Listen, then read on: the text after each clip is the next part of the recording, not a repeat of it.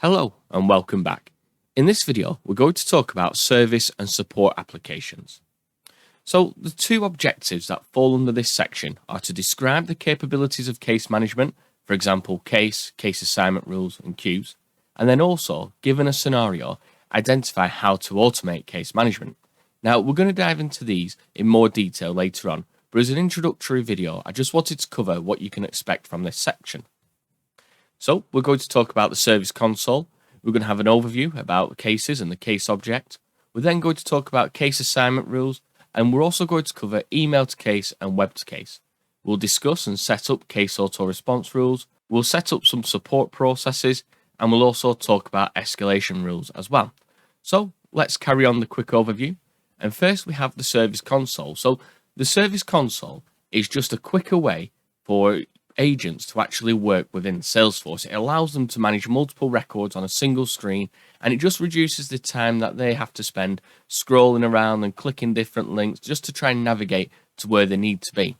It just helps with a fast-paced work environment. We'll then have a look at a case overview. So what we mean by that is we're just going to walk through all the different elements of a case, why they're used, how they're used. We'll talk about list views, queues, and just really what we can do to help optimize case management. We're then going to talk about case assignment rules. So this is simply just how cases end up where they need to be. So to make sure that the right people are dealing with the right cases, that can be individual users or queues. So this is very, very similar to lead assignment rules. We'll then talk about email to case, which just allows you to set up a designated email address that when emails are sent to it, it automatically creates a case in Salesforce to work. We'll talk about web to cases. So that's very similar to web to lead in the fact that you generate a web form that sits on your website.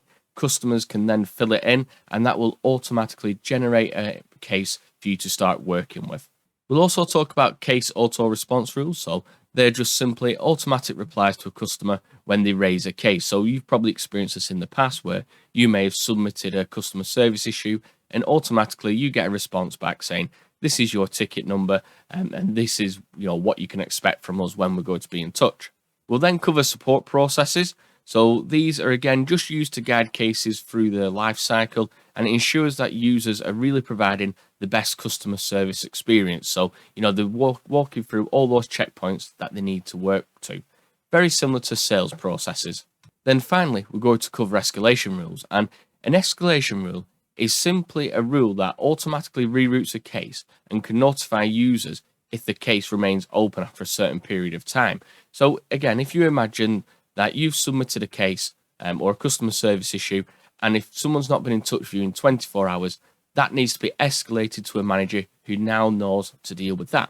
So like I said, this is a very high level video. We're going to dive into each one of these concepts and features shortly, but I just wanted to give you a brief taste of what you can expect from this section.